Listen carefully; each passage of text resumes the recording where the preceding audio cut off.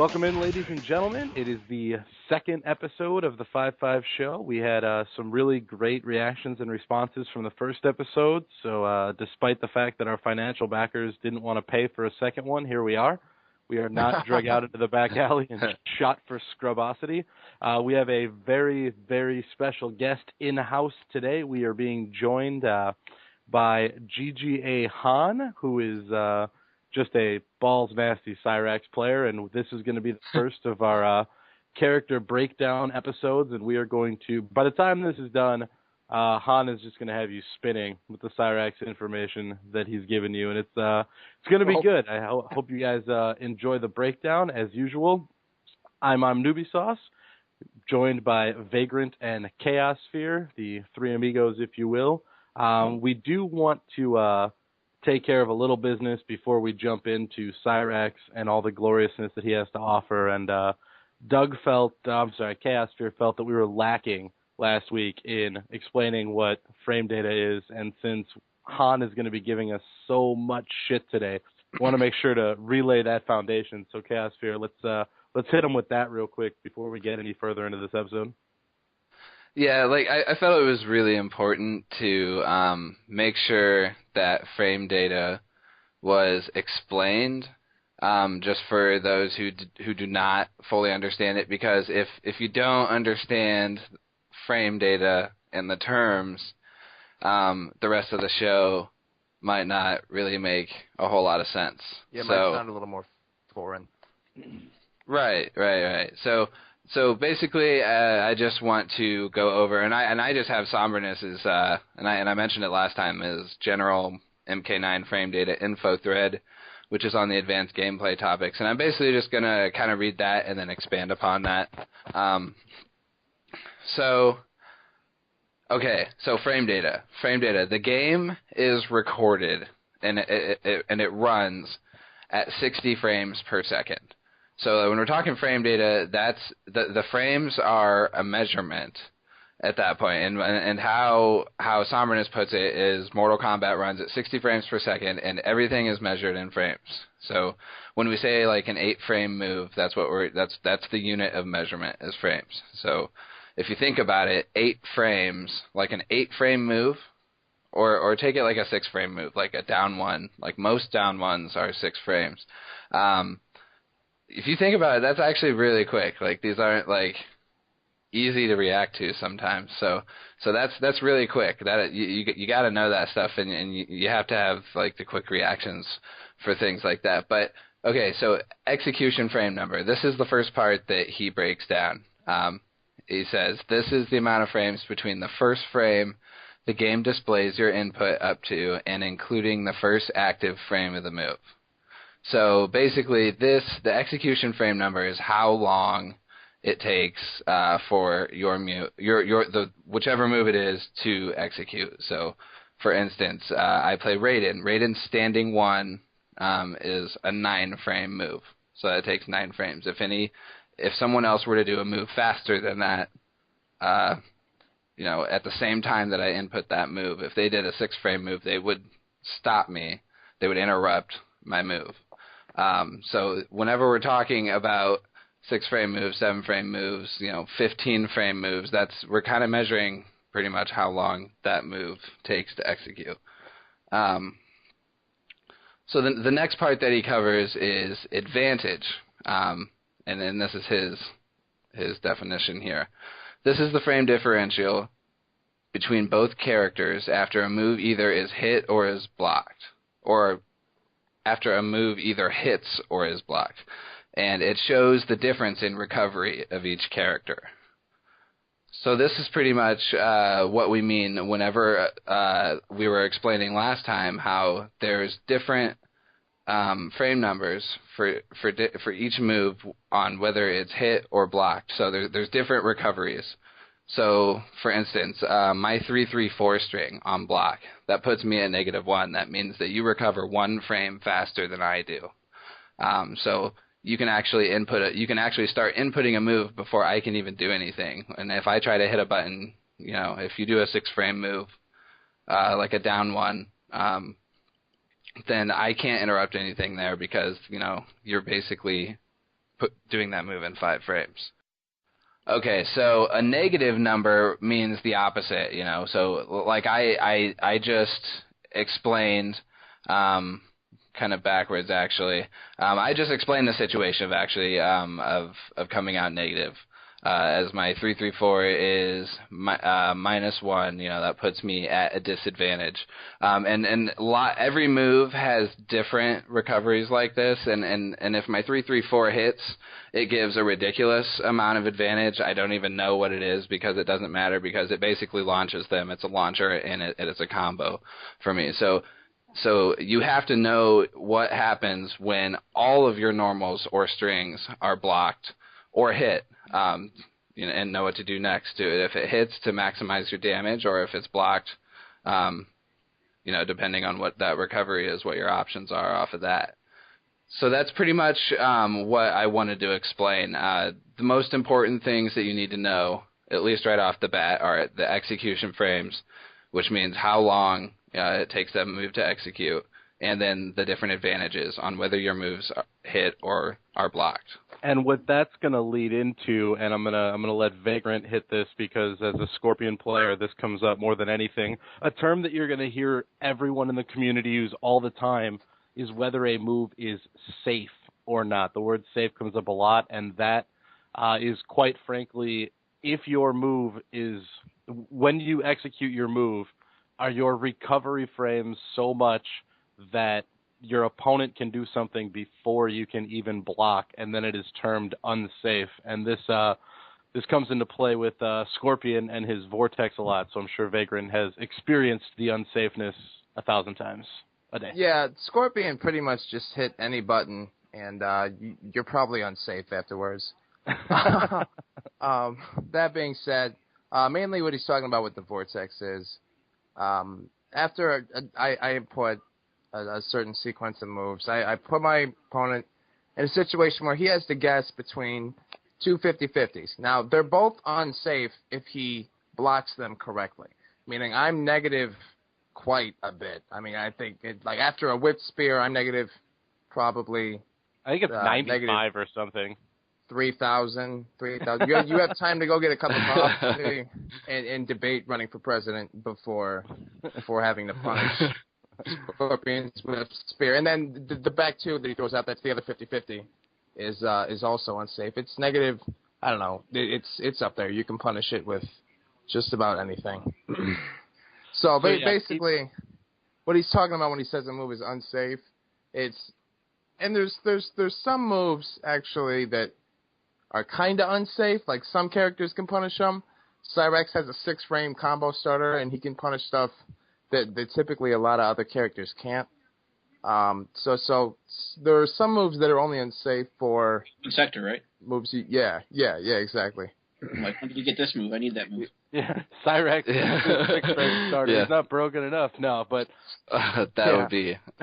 I don't even. Well, he already has like an 8-frame, right? Is it 8? I think it's a 9. 9. Okay. And that is what we will get into. So there is your foundation for today, because I'm sure when we get into Cyrex's pressure system, frame data is going to come out left and right. The last piece of business before Han gives us everything that Cyrex is all about is that, as you know, Han, we take requests and questions here from the audience, and a lot of people do want to know what goes on at those crazy GGA shindigs. So, get to know the people, get to know the player.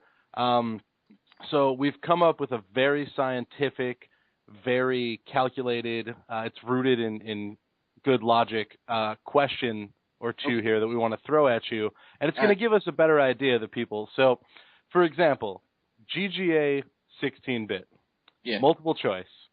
What describes him better musically? We know the guy loves his music. Do you think he likes the song Free Fallin' or the song I'm Free better? Probably Free Fallin' because it's I don't know. It's the only one. I don't know what the other song is. So. All right. They're both Tom Petty. So. Yeah, I'll go with the first one. But to be fair, unless it's a reptile on the screen, he'll probably kill me. So.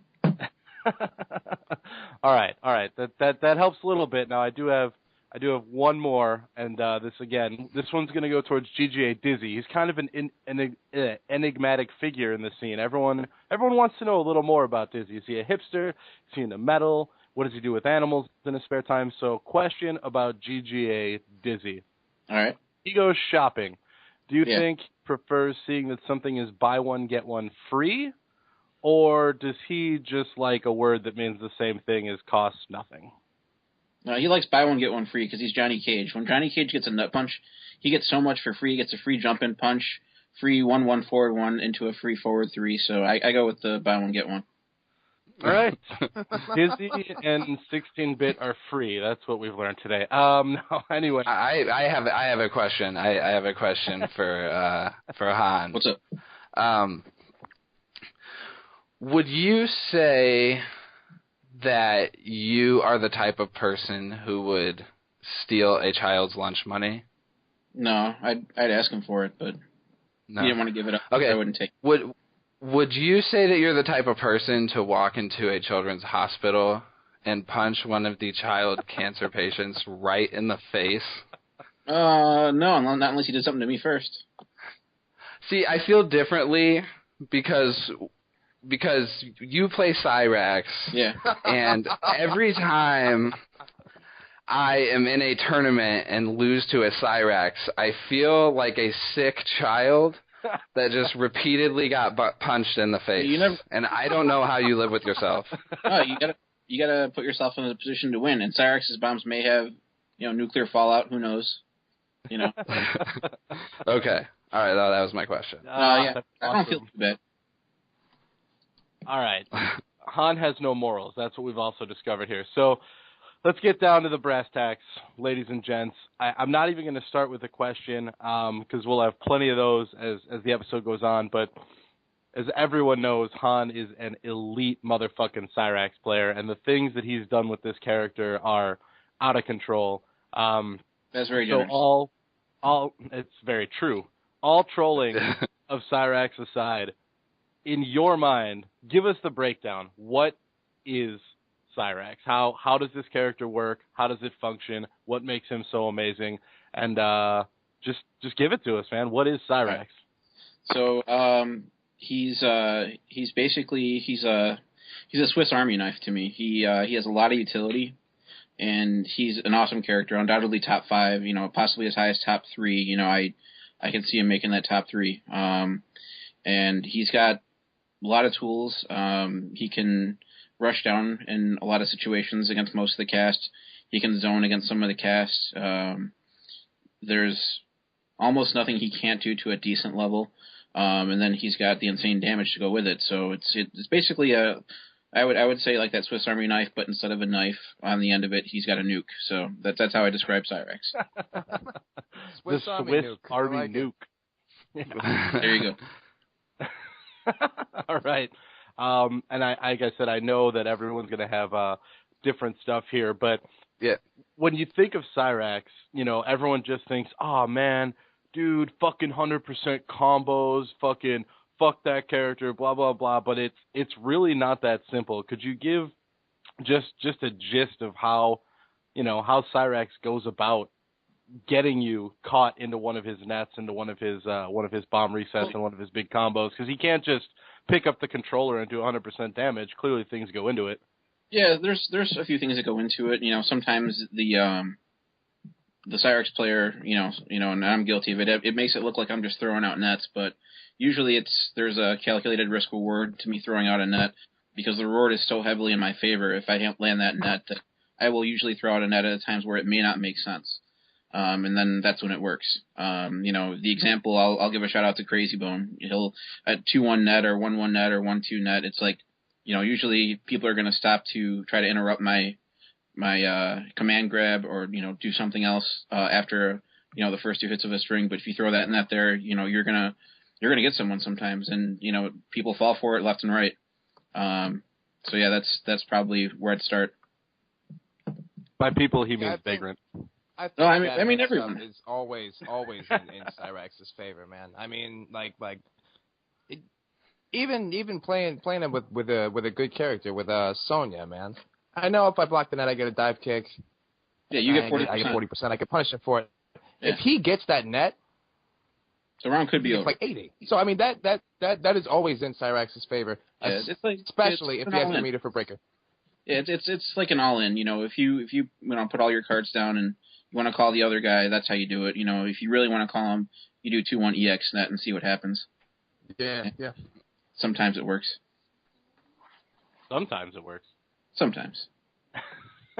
I know Doug's got a bunch of questions here, and he's got some stuff that he wanted to get to that some people submitted. But before we get to that, and before we get real deep into the metagame, the last thing I wanted to ask is just from a normal standpoint, just a rundown, because Cyrax actually, and I'm sitting here in training mode looking over his string list, and it, you know, when the blur of Cyrax is in your face, it feels like it's just fist flying all over. But in reality, he's got quite a few strings. Would you take a couple minutes and give us the rundown of, you know, just what the string situation is?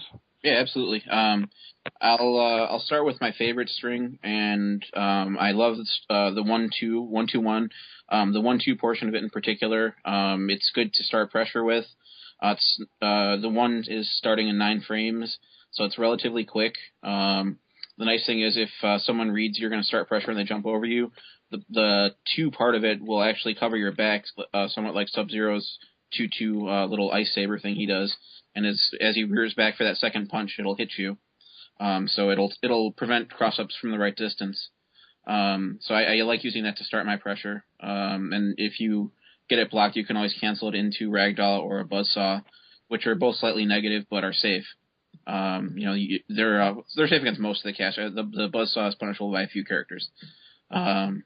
The 2-1 string is also another good string. You get a decent amount of time to hit confirm to a net with 2-1.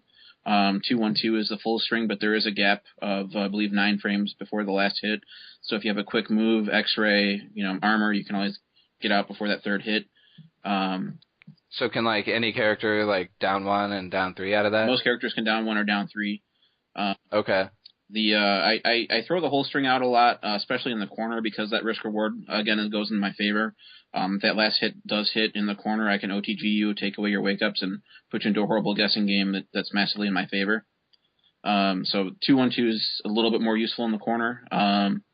Mid screen, it's 12 frames for the starting hit of 2, so it's slower than the 1, but under most circumstances, it's gonna hit crouch blockers. Not every character, you know, small hitbox guys will actually go under it, but it's you know, another thing to keep in mind if you think they're going to crouch. Next string that I like using, and this is more if I anticipate a block jump and punch, the 3-3-4 string is the 3-kick combo. Leaves you +5 afterward, so it's good to get either momentum on your side or start your pressure. +5 isn't a lot to work with, but you know, if you come in with a 9-frame move, you know, your opponent doesn't have much time to do anything. They have to read you're going to do a standing 1, crouch it, and then punish it. If they stand block it, you know, then you're going to get your pressure, your mix-up, or your command grab. Yeah, I noticed one of your options there, and one thing I've seen you do before is after the block 3-3-4, going for the down 1 there. Yeah. Down 1 Buzzsaw, because I mean, since you're at +5, I mean, essentially your move comes out, you're down 6 frames, so essentially there's only 1 frame there for right. They can't react to, so they can't interrupt it. But if they read, I'm going to down 1. Some characters can block the down 1 and interrupt. But you know, before I go into that, Buzzsaw, they can stop it. It's got like a 17 frame gap in between the down 1 and the Buzzsaw. Okay. So if you read, I'm going to do that. There is a way out of it. Right. The other strings, I mean, those are his main strings. He's got, you know, some other, you know, command normals like back 3. You know, it's not really all that useful. You can use it as an anti-air. That's a big, huge wrestler kick. I forgot the guy's name that had the kick like that. Dude, it's the Heartbreak Kid, Shawn Michaels. That's a great fatality is what that is. Yeah. Yeah, some chin music, bro. Like, if you want a troll fatality, put a bomb behind him and then kick him onto the bomb with that kick. It's a pretty cool troll. I do like that one. The real tech. You know, I'm looking at the list right here, and I'm seeing a string that I can't picture in my head. You're seeing 2-2 forward 1? Yeah, it's called Saw Enough 2-2 forward 1. Yeah, that string is. I mean, 2-2 in itself, it's okay. When he hits you with the second hit, it looks like he puts you in a massive, hit stun, but it doesn't actually give you any advantage. It's even on hit, I believe. Yeah, it's even on hit and block. So it doesn't really do much that the others wouldn't do, and you can't cancel it, so it's not as useful. Right. Now I know why I don't see it. 2-2 has some crazy pushback on it, though, doesn't it? It does. I use it in bomb traps to push people onto bombs. That's mostly how I use that string. Like I'll net someone up really high if I don't have a meter and I want to try to set him up for a bomb trap. I'll throw a bomb behind him as he's releasing from the net and then 2-2 him to see if I can get him to push onto the net because it's got some crazy pushback. That's how I use that. Oop. But I mean, those are basically all of his strings. He's got a few command normals like up 4, which is an overhead. I personally don't use it too much. I'd rather go for something like Buzzsaw, which is, a little bit faster. The forward 2 is actually a great and underused normal in my opinion. It is slow to start up. It's 29 frames to start up, but it is a plus 11 block advantage. So you basically have free reign to do whatever you want. If they stand block it, you can check them with a standing 1, and they have to block it no matter who they are. Wow. So yeah, those are 2 kind of overlooked command normals. Back 3 is not really used that much, like I said. And then his basic pokes. Other than that, I think everyone knows about his great basic pokes as well. Yeah, his down 4. Let's talk about down 4 a little bit, Pete. Let's not. Fuck down 4. Dude, that's one thing that makes me really mad. Like, that's one thing that makes me really mad about Cyrax's down 4. And what we mean is that it gives a ton of advantage on hit. Ridiculous. Like, just Absolutely a ridiculous amount of advantage. And I play Raiden, so, like, I teleport. I teleport out of stuff. Most characters, even if they hit me with the down 4, I can still teleport out of the pressure that they have coming at me after that. Yep. But I can't do that against Cyrax, and sometimes it's really easy to forget. And he's like the only character. I mean, I think there might be another, but most of like plus 12 or something. Cyrex's is plus 16.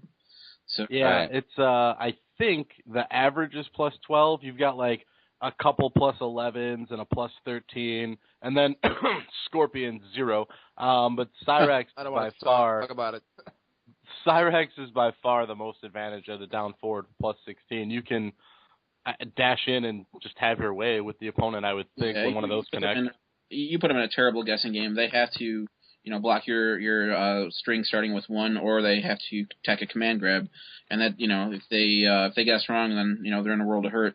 But the way that NRS has decided to balance this is they made his down 4 1 frame slower in execution, so it's not that broken. Not that broken. You just hinted at a move, and I would like to cover it if you've got if you feel down with exposing Cyrax for a little bit, and that's the command grab. It's a great move. 9 out of 10. It's a great move. I think it's a great move too. That move is fucking amazing. But for those out there who don't know how to get out of it or what it is, command grab is the move where Cyrax kind of leans forward and grabs your wrist like you're a bad kid at the mall and you're trying to buy a toy and mom's like, no, we're getting the fuck out of here. Quit crying. And then he punches you in the face a bunch of times. Yeah. I mean, that's what my mom did. And then he punches you repeatedly and you're in a block stun, and Cyraxes always go, well, not always, but for the most part, you see a lot of Cyraxes go for a jump-in punch after that because they have a ton of advantage. But I believe, and Han will correct me if I'm wrong here, it's not technically a safe jump-in once you're hit by that command grab, right? I believe you're, if I'm not mistaken, it's 2 frames short of a complete safe jump. So if you have armor and you see them jumping at you, like if you're Sonya or Kenshi, you can armor out of that jump-in punch. I didn't know that. Yeah. Wow. Yeah. Okay. It's plus 34 hit. Raiden can telly, right? He should. Technically, yeah. But here's where the mix-up comes in. Like if I think you're going to do that, I'll just dash forward and down 4, and then you're going to eat that down 4 and be stuck again. Yeah. Right. So it's either the jump-in punch, the down 4, dash forward, do nothing, see if you're going to use armor or teleport. In Raiden's case, and it's a guessing game heavily in Cyrax's favor once he lands it. And then Right. So lastly, you can tech that, right? And then I'll get off. Yeah. I know Victor said a question, but it's one is the button to tech that. You can actually One use of either three? button. You can actually tech with either button. Oh, That- two will that's a tech it as well. You can tech with either button, and the thing is that it has slower startup than most grabs. Most grabs are 10 frames, and this one's 14, so it is easier to tech than a normal grab, actually, if you know it's coming. Okay, so I have a question, and I haven't tested this out, and this is in regards to trying to find a way to always tech a command grab, and I don't know, maybe you can answer this for me, Pete, but, okay, so every time Cyrax jumps at me, and I know I have to block it, Yeah. it's a guessing game between whether or not it's going to be a command grab or a string. Right.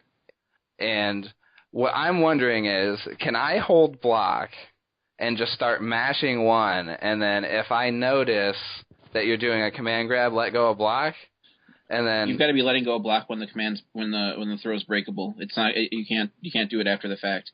okay. So it's some people can do it on reaction. There's some players out there that have seen the move enough and know what the startup looks like that they may be able to do it on reaction. It's very hard to do on reaction though. Because it looks like it's fucking standing one or something. It looks like it's standing one. And I'll give everyone a hint here. Like if you wanna start blowing up and teching command grab, look at his feet. Don't look at his hands because his hands look just like the standing one. If you look at his back foot, he slides forward, unlike his standing one where it's planted. So that's my little tip for you about command. That's awesome! Holy shit, I didn't know that. Yeah, I'm gonna tell everyone how to use them and how to beat them because everyone's always crying about Cyrax and he's not unbeatable. No, he's not. He's not. He's not. But really, what I like about fighting Cyrax is the fact that, especially against Pete, man, he forces you to really play smart. You can't throw out a bunch of unsafe shit. You're gonna get punished for it. You have to play smart, and you have to play pretty much perfectly. Yeah, but it's good though because I feel like whenever I play him, I need to be. I feel like it's the best leveling up experience, and I think Cyraxes in general can give you that a little bit because you do have to be perfect. Because once you get caught, and I know we'll talk about his big combos for hours, but when he combos you, you're not getting 35%. You're eating your entire life bar. Yeah, and you have to use all of your meter for breaker, no matter what. I can't tell you how many times I've been in a situation where I have 2 bars of meter, and I'm like, okay, cool, I have breaker just in case anything happens. Yep. And then he'll, come in for a jump-in punch, so I'll use my EX shocker, and I'll get my puny 30%, and then he does a combo to me, and I don't have breaker anymore. So it's you just have to save all of your meter, at least Raiden anyway. You have to save all of your meter for breaker against Cyrax. And my goal is to just make Cyrax break as much as possible. If you have 3 bars, you can justify throwing out an armor move. But technically, right. if you're at 2 bars, just save it and build a little bit more. You got to be careful though. You're forgetting about EXNet.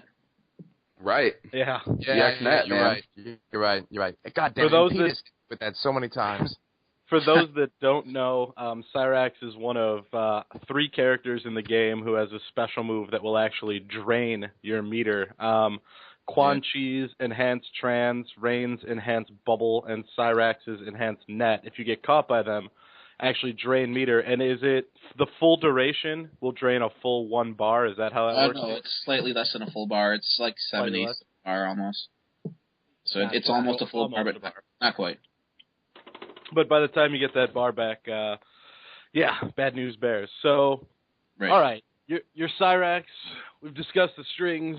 We know his down 4 is amazing. We know he can do a lot of combos. We know command grab is good. So we'll start with the positives because I'm sure you don't want to talk about beating him too much. But how do you win with Cyrax? Well, it kind of depends on what character you're playing against. That's a generic answer, but the main goal is, for me at least, is to establish a range where my down 4 is going to be effective and their footsies are not going to be effective against me. Some characters have a better down 4 than I do, like Sonya, so I can't play the down 4 game as well with her, and she can blow it up with dive kick, which makes that kind of a challenging matchup. There's other characters where, the down 4 is, your best friend. So in place of down 4 where I can't use it, I have to use, mid bomb and anti-air grab.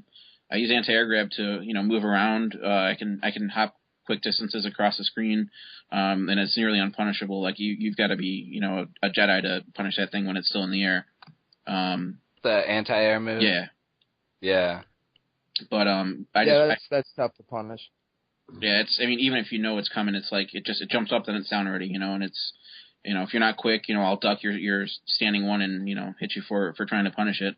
But it's, I like to also be in a range where net is not you can't react to it. Like if you're just outside the down 4 range, it's really hard for you to react to a net. Like anything past that, you can jump over it, dive kick it, armor through it.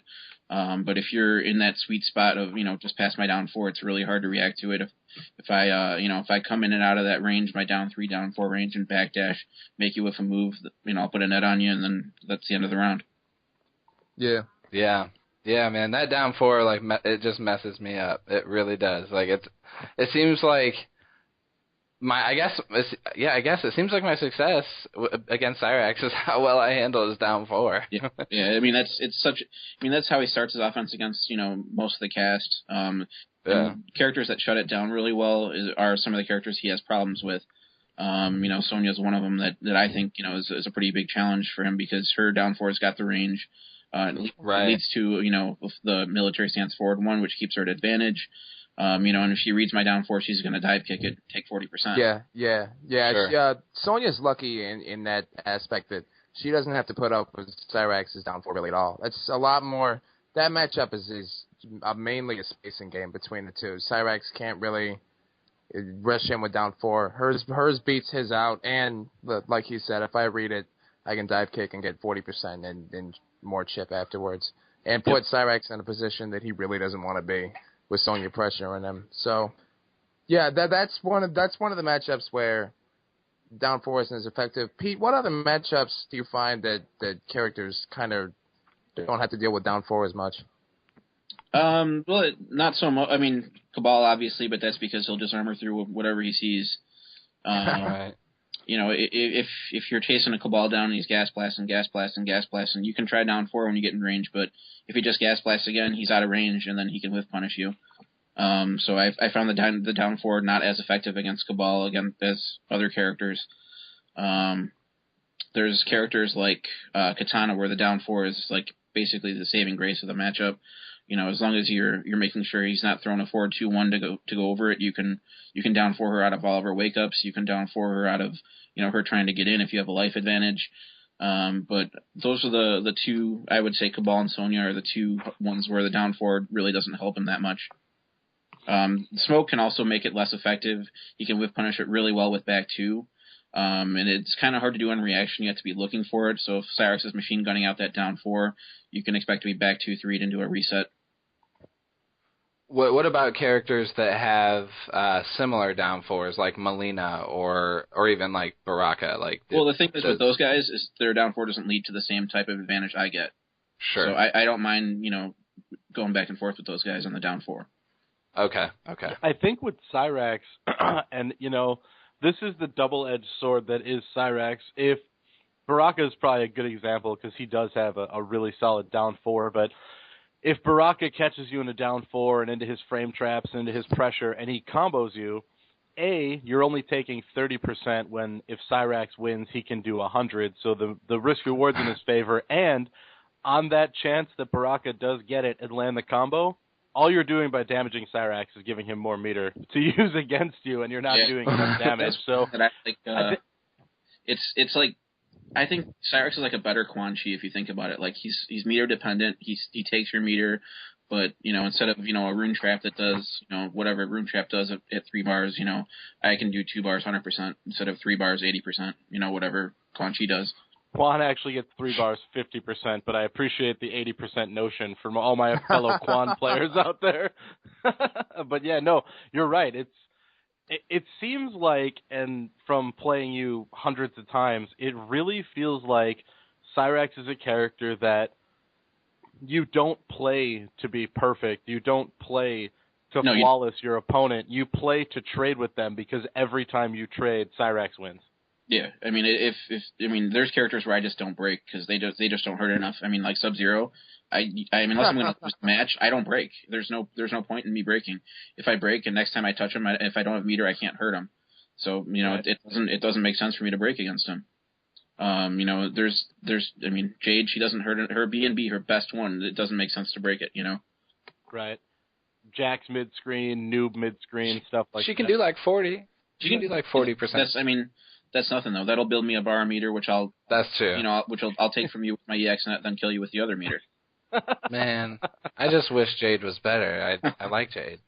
Well, I mean, she does have the best win pose. She's got that going for her. That's Yeah. So, yeah, no, I'm sorry. You know what? I'm still stuck in 10 minutes ago knowing that I can look at the feet of the command grab. I'm still thinking about that right now. I'm watch the hands. focused on Well, I have a. Oh, go ahead. Go ahead. No, I was just saying the hands are a distraction. It's all, get someone to look at your hands and kick them. It's that mentality. You gotta watch the feet. Sure. Okay, so I have a question. We got a question in the email. we got a question from a listener as well, so we will have two. Okay, awesome. Okay, this question is from King Hippo, and he says, what do you think is the biggest weakness Cyrax has that people don't take enough advantage of? Well, I mean, his biggest weakness, that Cabal naturally takes advantage of is instant air projectiles. Liu Kang takes advantage of this as well. I can't put a net or a bomb on the screen without being hit by an instant air projectile against those two characters. So, those are challenging matchups already, and if this Liu Kang player knows what he's doing, it's, I'd probably say it's an even matchup, but Liu Kang can very well manage Cyrax because of his instant air fireballs. As far as what people aren't using, I think what a lot of people don't realize is that Cyrax's down pokes, besides his down 4, like if I'm in close range and I'm poking at you with down 1, down 3, even on hit, I get nothing from those. Down 1 on hit is +1. So down 3 on hit is also +1. So I can be checked with moves, by faster characters. Like, if Sonya wanted to check me with her 1-1-4, she can get that out before I can get my 1-2 started. And no one really does that. Right. Or like Kung Lao. Yeah, Kung Lao can 2-1 before I can do anything if I hit him with a down 3. And I don't think a lot of people realize that. That is, wow. I didn't, the down 1 I kind of knew, but the down 3 only being +1 on hit, I did not know. Yeah, I mean, down on I got the same thing with Raiden. Yeah. I mean, it's not.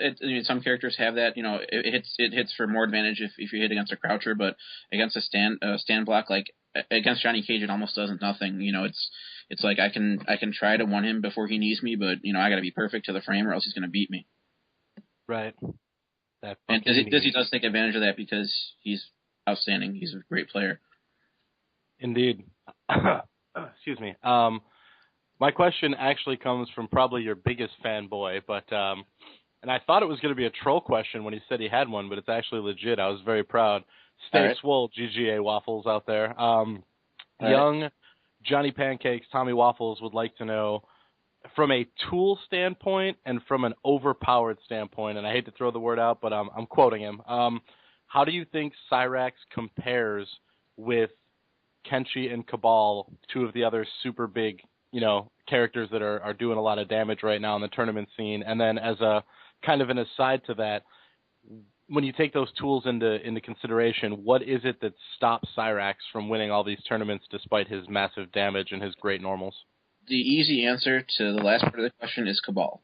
In most big tournaments, you're gonna run into a Cabal, and that's by far Cyrax's worst matchup. It's the one matchup that, you've got to be great, you've got to totally outplay the other person, or you got to have a counter pick. That's the only matchup where I would even consider counter picking right now. I used to think Sonya might need a counter pick, but Sonya's definitely beatable. But unfortunately, he's got that matchup down pretty good. Yeah, I've been working on it a lot though. I got some help from my team, developing some new techs against her. I'm getting better at baiting out the EX cartwheel, and that's I think one of the keys in that matchup. But in overall, tournament standing, Cyrax is an absolutely viable character.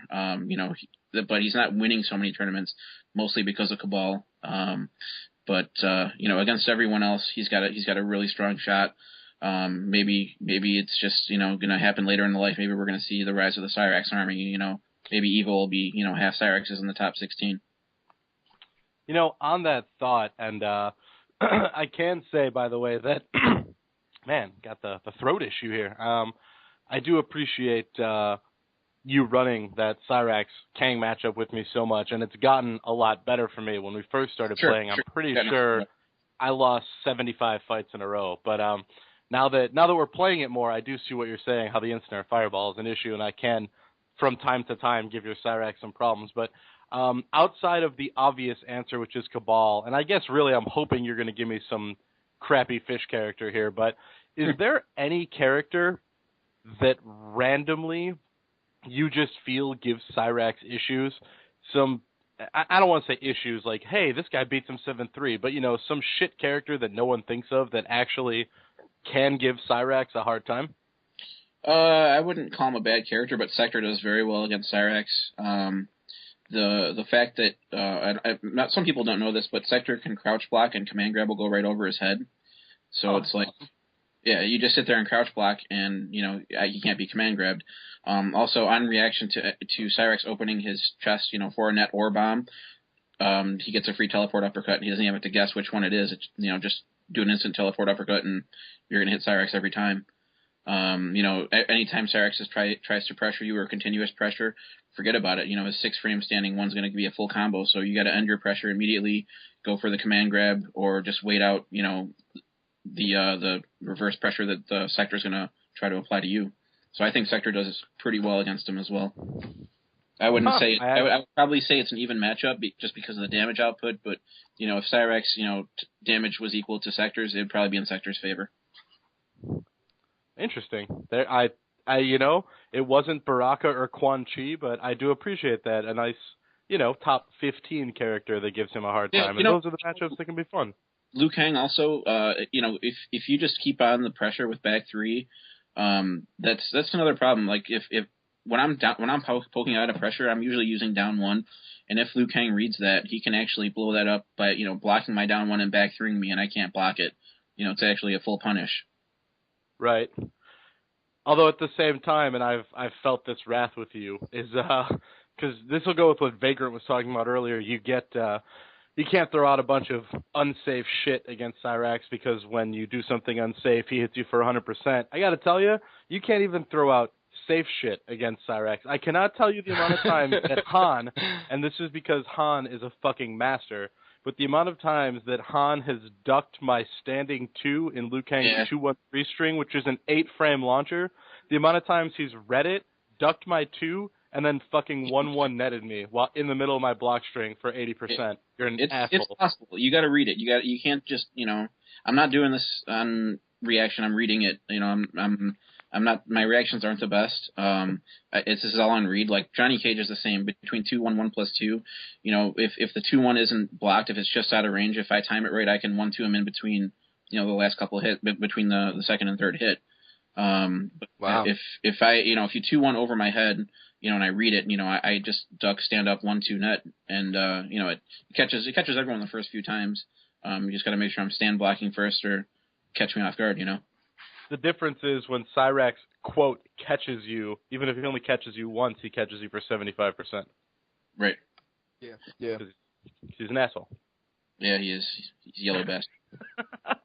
All right, here is another question, and this one was sent in by GGA 16-bit. Oh, crap.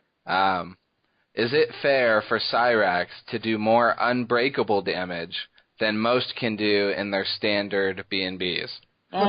It may not be fair, but I'm not complaining. Okay. It's not like he can just do it.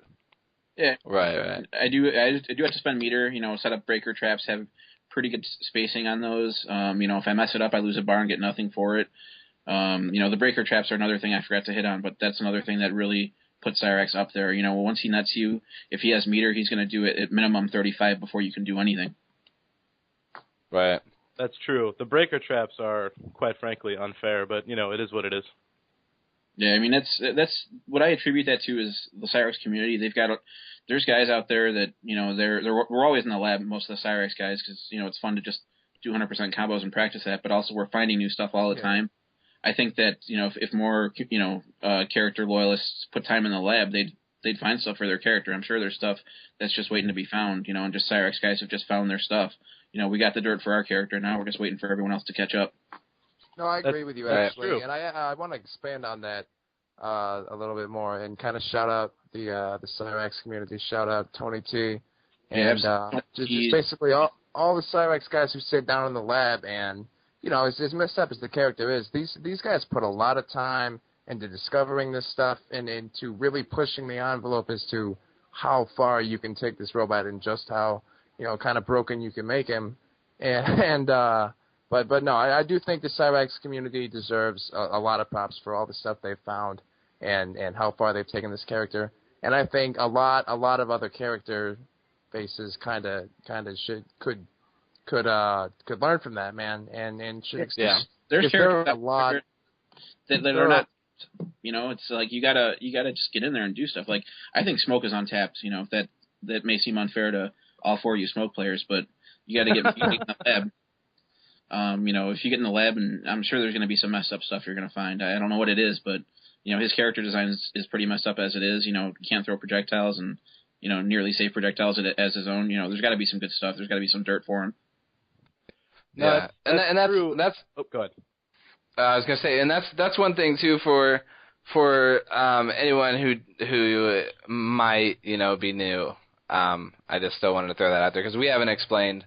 Cyrax is one of the few characters in the game that have what is called a combo reset. There's other kinds of resets in the game too, but a combo reset where at the end of his combo, or if he does the right combo, he can do it in such a way where at the end of his combo, it automatically launches you into a second combo. And that's why that's damage. Yeah. Yes, and it starts a brand new combo because as in a combo, the more hits that there are in the combo, the more the damage scales down. So, for the most part. So yeah, at the end of his big ass long combo, he gets to start a new combo all over again. So that's where all of his damage comes from. And this is why you hear people refer to Cyrax being able to touch you, and we are not, for the newer players, for the people just learning, we are not exaggerating when we say that it is possible for Cyrax to touch you and you die before you can do anything, because he does have the ability to reset you to the point where you will take 100% damage, which... You need 2 bars for that, to be fair, but 1 bar to do about I was not even trolling Cyrax at that point. I was just making a factual statement. But, hey... You've got a 1 bar 60% mid-screen B&B without a reset, so you just calm down over there. Yeah, I'll take it. But yeah, no. So on that note, and then this will get it thrown back in. What is the concept behind how Cyrax gets his resets? How does he do that?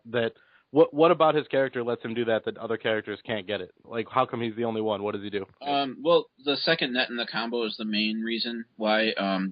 The second net in the combo brings you down to the ground after it lets you go. If you have a bomb planted there, there's nothing you can do save a perfectly timed armor or X-ray. And even if that's perfectly timed, sometimes that'll get stuffed. But basically, it's a jump and punch, a string into a net. Then the flow of the reset goes into a launcher.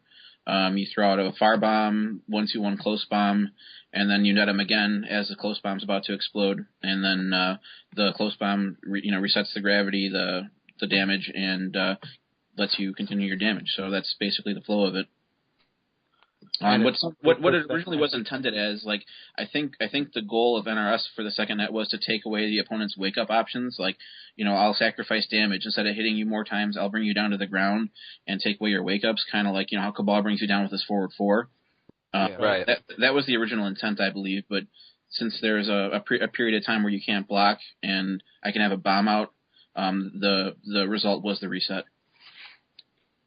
Which is right. Yeah, and that's although. in fairness to NRS, they did patch the game. When Cyrax first came out, that command grab that we're talking about, he could get a free bomb after that, and you got launched after being thrown, which was just really, that was fucked up. Yeah, meterless about 50%. Yeah. just for being thrown. What? Just for being, and don't even get me started on throws. On that tech talk that you're talking about, what the Cyrax players in the lab, shout outs to you, man, straight up. Like a day ago on Test Your Might, which is obviously the website that most people are finding this podcast on, but Han literally just put up 2 new videos based on deep jump kick combos that, I mean, this is 2 brand new, well, I'm sure other people have used them from time to time, but the point is, we're 2 years into this game, and here's Han coming out of the lab going, let me show you guys these 2 new combos that I have that you guys might not know about. And I've seen the thread. There's a bunch of people that are saying that it's great shit. They've never seen it. You guys are discovering fucking crap for this character every day. It's really cool, man. The Cyrax community is on point. And those combos, by the way, are sexy, and fuck you, because I've eaten them. Yeah, you know what? That corner one I get. That corner one is a little unpractical. It's a corner deep jump kick reset, and it's nice at 70%, but it's like, it's not going to happen often. If I'm going to open you up and get a jump in, it might as well be a jump in punch, but it's there. If deep jump kicks tend to catch people off guard because they hit so late, and maybe someone will hit it someday, and I'll be happy about that. Yeah, it's funny that you said that because Tony T just released today, 106% mid-screen combos, 1 bar 90%, meterless 47%. That one's really bad, I guess. Yeah, I was a little salty when I saw that. I was like, God damn it, don't give Pete any more ideas to reset me with, man. The thing with Cyrax, like a lot of people know, his mid-screen damage isn't that high, and then that's one thing I want to talk about when you talk about fighting against Cyrax. If he has you mid-screen and he has no meter, do not break unless you're going to lose the match. You need to save that meter for when I get a bar, because if I touch you and you have a bar and you've already wasted that breaker, you're done. That's the end of the round. It's just you have to save that meter. Even if you want to reverse momentum and you really feel like it's going to change the match around, then maybe go ahead, but you got to save it for when I have meter. Breaking mid screen, Cyrax maximum does 37% mid screen. Yeah. So can you kind of talk about when you should and shouldn't break? I mean, is that like pretty much the only time that you should break, is if it's going to lose you the round or the match? Yeah, if I have no meter, that's it. You just don't break. I mean, it doesn't make sense to. Okay, so what if you get caught in like an air net? If you get caught in an air net and I can teleport, if the net is high, I can actually do a full reset. If the net is low, I can put you in a breaker trap. So it's bad news either way for you. Okay. The breaker trap is a standard one where I just take a step back, a big step back, and I do an EX bomb and then a mid bomb and I uppercut you onto it, but the spacing is right so that you'll get hit with the bomb if you break the uppercut. Yeah, that's crazy. Yeah. I have been able to I think dash out like really fast with Sonya. Maybe it was just timed off, but I think after breaking a couple times, perfect, it's not going to work. It's just that's me messing up the spacing on it. Because it's a very spacing and timing of when I have to hit the uppercut. There's 2 things: I have to space the backdash correctly and I have to time the uppercut correctly, or else it fails. Okay. But when it does hit, just for perspective, so people understand what they're up against, let's just say in this situation, both characters have 2 bars. So the opponent has a breaker, and Cyrax will have an additional bar after he throws the EX bomb. If they are in a standard breaker trap combo and they break and you catch them in the trap and you still have a bar, how much damage do you get after that, just for them trying to break? Well, that's the big thing about the breaker trap isn't how much I get if they try to break. It's the fact that they spent 2 bars and they're going to get another 25 to 35% after they use their breaker. That's the big thing. The other thing is most people are just going to wait it out, break after I uppercut, which in most cases isn't even worth it, because at that point I've done 35% damage and I'm only going to do 15% more with my 1-2-1 ragdoll after that. It's like, you're damned if you do and you're damned if you don't. If you break now, you're going to lose your 2 bars and 25 to 35%. If you break later, you're gonna lose 2 bars and only save 15%. And then if I touch you next time and you don't have that breaker, then you're just gonna lose that round. Right. Gotcha. So you can get another 30 after the breaker, so you're not doing another 100%, but at the same time, you've given up 2 bars and you're still getting hit. Yeah. And you still got hurt. Yeah, it's one of the things that really pushed Cyrax over the edge. And, if anyone remembers from, tier lists from a year ago, if you pull one of those up, Cyrax sometimes wasn't even people's top 10. Which is bullshit. I hated that. I have been losing to Cyrax in tournament for my entire Mortal Kombat career. Like, it's absolutely ridiculous. Well, I get so mad, like, and I never get better. While we've got that here, man. just for curiosity, Han, what do you think the Raiden Cyrax matchup is? And then I want to hear Chaosphere's reaction to it. You know what? There's some days where, I've played a lot of good Raidens. I've played a few Raidens. I played PL a few times.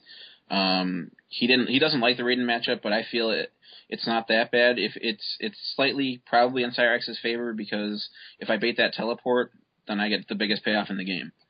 Right. It's the risk reward. Basically I got to stop my pressure or throw out something that's not going to get me much reward in order to read that teleport. So I used to think it might. I would say a year or two ago, before I knew what Raiden, that Raiden's teleport was punishable if you read it. I used to think it was Raiden's favor, but now I know how to bait it. I know how to punish it and get a massive punish off of it. I can see it being slightly in Cyrax's favor. Chaosphere? Okay, so I think the thing that gives Cyrax the advantage is purely just his damage. I think that Raiden has a counter for pretty much everything Cyrax can do, except for getting locked in with his down 4. I mean, I can try to outspace the down 4. I mean, there's counters to it, but I can't get out of his down 4 like I can pretty much get out of almost everything with the teleport. Right? What's that? You mean after it hits? Like you Yes, after down 4 hits. After down 4 pressure, you got to eat the guessing game. Right. So, but like when you were just mentioning, stopping your pressure to bait teleport, if I think you're gonna do that, I mean, I can just do a string. Right. And, counter that. So I think Raiden has a good counter to pretty much everything Cyrax can do, except for, obviously, the breaker traps, I mean, I can't do anything about that. But I feel for Raiden to win, I can actually outzone Cyrax. Yep. Even with my crappy projectile, I mean, it's pretty slow, but I have to be pretty much full screen, because if I'm anywhere else, it's hard to judge dealing with the bombs and where he can get a jump in punch on me for doing my projectile. There are specific traps where I will put a bomb in front of me, walk by, or right in front of me, walk in front of it, and try to get you to teleport, because if you try to teleport out of my pressure, you'll teleport right into the bomb. I've built a couple traps that work like that too. Right. Yes, I've been hit by those before. So, but no, I feel like Raiden can turtle, and he can react to Cyrax's zoning. The thing I know I always try to do is I try to run away and just start throwing projectiles, because I want you to start throwing stuff at me, because if you throw a bomb and I react quick enough, I can get a teleport and I can get some pressure going, where you pretty much can't really get out of it. Get out of that, yeah. But if you do a net, I can get a full combo off of a net, if I react quick enough. So that's usually what I go for, and it works quite a bit. I think one of I was actually going to ask you this. I think one of Cyrax's weaknesses is his vulnerability to full screen zoning. Yeah. Really.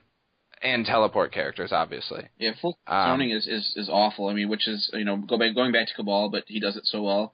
If he has me full screen, even if I were to get a net off, he can just dash forward, EX dash, and I still can't block it full screen. Right. Right. There's characters, full screen, you can lay the projectiles out much faster than, what I can do, and then they still have time to, jump over my nets and avoid the bombs by the time the net gets to them.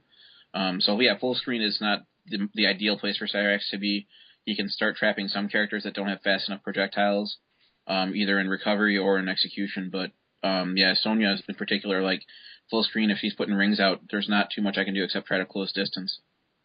Yeah. And that's what's interesting. Before you get into the specifics of the Sonya matchup, Vagrant, because Kang has those projectiles, and even Raiden's slow one, as Chaosphere is saying, he feels like he can still zone you. Just not using numbers, but Cyrax Kang is probably around even, maybe slightly Cyrax favor. Sonya Cyrax is right around even. Raiden Cyrax is maybe slightly Cyrax's favor. But the point is, these are three characters, and this isn't something that's set up. It's just the three characters the host of the show, happen to play. But they all go relatively even with Cyrax. So for being such a fucked up, broken character that everyone talks about, he's not unbeatable. We're looking at three completely different characters right here that can absolutely hold their own with him. Yeah, they can compete. Sonya better probably than the other two, but that's why the character is still, he's viable, but he's not, a top tournament placer every tournament, because he's definitely beatable. You have to beat your opponent. Cyrax isn't going to beat him for you. No, absolutely. And I'm sorry, when I started that little spiel, I cut you off, Vagrant. What were you going to say about the Sonya matchup? I have no idea. Fucking melt fucking brain. Oh man, that's what you get, bro. That's what you get. Crack kills. Did you want to get into that? Did you want to get into that matchup now? If you want, sure. You can go into it. That's fine.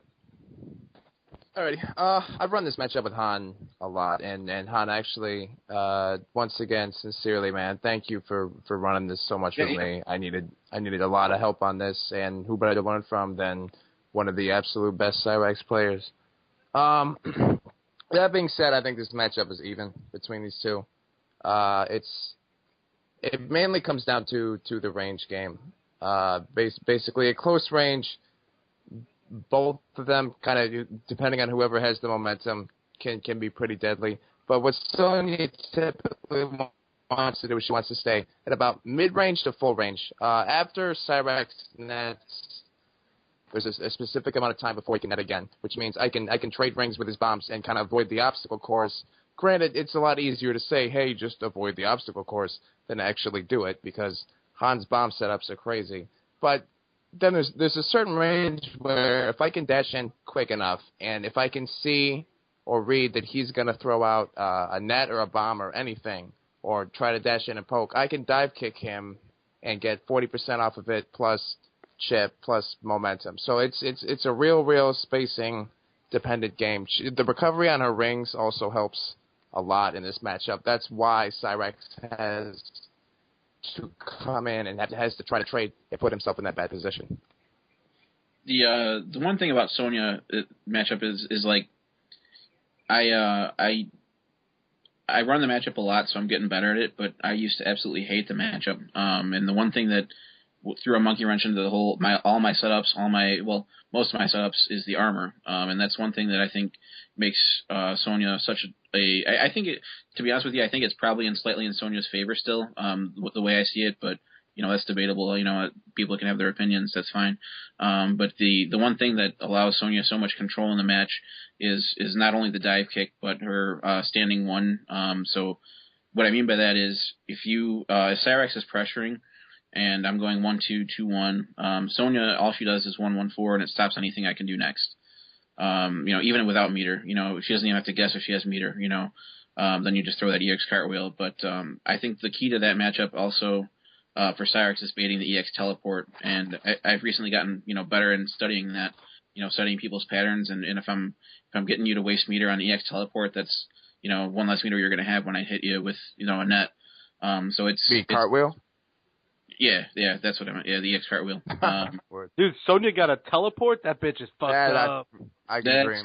Her down 4 might as well be a teleport. No, I'm just kidding. Agreed. But no, the down 4, that's one of the few characters that can outrange, the great Cyrax down 4.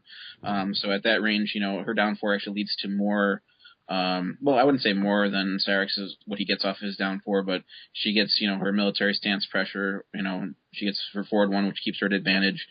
At that range also of her down 4, if I try a net or a bomb, it's dive kicked on reaction. A little past the down 4 range, rings stop, basically stop me from putting a net or a bomb on the screen. She just trades, I take the damage as Cyrex from the ring, and then she can block or move avoid the bomb. So I feel, on most areas of the screen, it's just a matter of, who's reading who better. It's just the armor that what puts it slightly in Sonya's favor for me. Before we finish this trifecta and we run down the Kang Cyrax matchup for all the hosts here, I do want to touch on something that Vagrant kind of talked about, and maybe if you can give us some insight. A lot of people talk about the the net and bomb Cyrax, which is the concept of try and make your opponent, dance through your bombs so you can catch them with a net. Is there any way that you can give tips to Cyrax players? How do you set that up? Is there specific patterns based on distance, space, and character? What do you do besides just blindly throw bombs and nets on the screen? Because it's obviously more in depth than that. Well, I hope. The key the key is the mid bomb for me.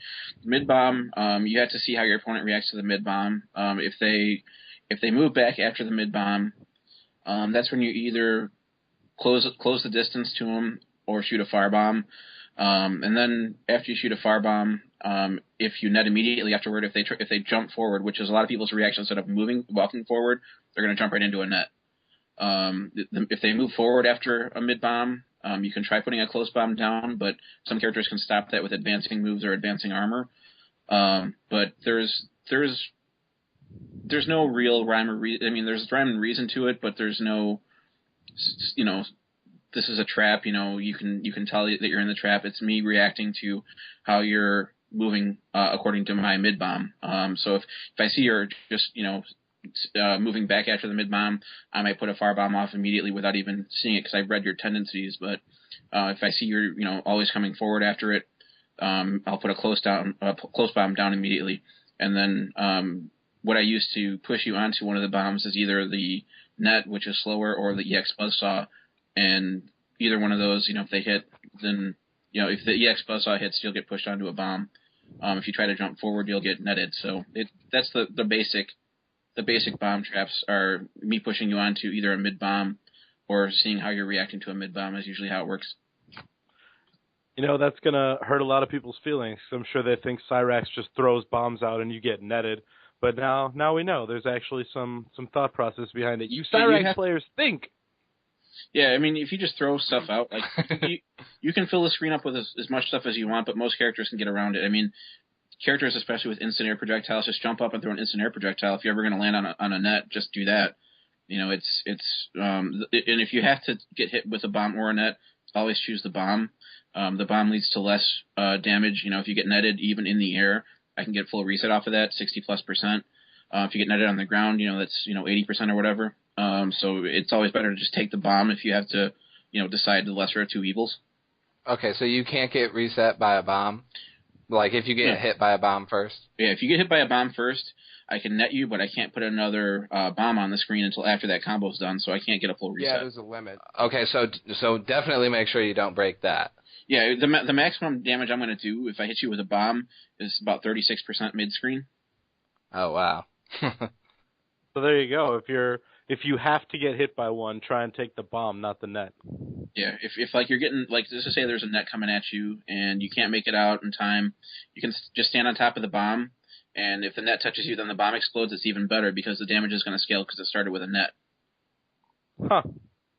That's interesting. Yeah, yep. I'm pretty sure I've been bombed into a net multiple times. Yeah, that works too, but it changes. Like I can't go up to you and neutral jump punch you. You'll get splat after that, which can lead to another bomb setup, but I can't combo it that well. Gotcha. If you if the bomb hits and then on the way up from the bomb you run into a net, that doesn't lead to too much for me actually. So eat bombs. Eat bombs for breakfast. It's the best way to fight Cyrax. I don't think that's how you want to fight him. Okay, I guess that's probably not a good tip, but don't eat the net. Lesser of two evils. Yeah, don't eat that motherfucking net. we'll round it out then with the host before we get into some of the technical side of Cyrax and some of the execution things. But as far as the Kang matchup goes, like I alluded to when I first played Han, I don't even know. I'm embarrassed to admit how long I was on shutout. 75 is an exaggeration, but I don't think it's an exaggeration to say I easily lost the first 25 games I played against Han, rather decidedly too, until I did start learning the spacing. Kang can, on reaction, instant air fireball Cyrax anytime he opens his chest, as long as you're not at point-blank range. And what Kang can do, which a lot of other characters can, and I think it's the risk-reward is, of course, in Cyrax's favor, but Cyraxes, when they pressure you, like to do 2-2-1, 1-2. They stagger their strings like a lot of characters do, but Liu Kang standing 2 is faster than anything Cyrax can put out there outside of a poke. So if you can read your opponent and learn what they're going to do, you get a full combo pretty much every time you read it correctly, because you can go into Liu Kang's 2-1-3 and Cyrax gets blown up. So just fall for the crazy bone, and then you'll be fine.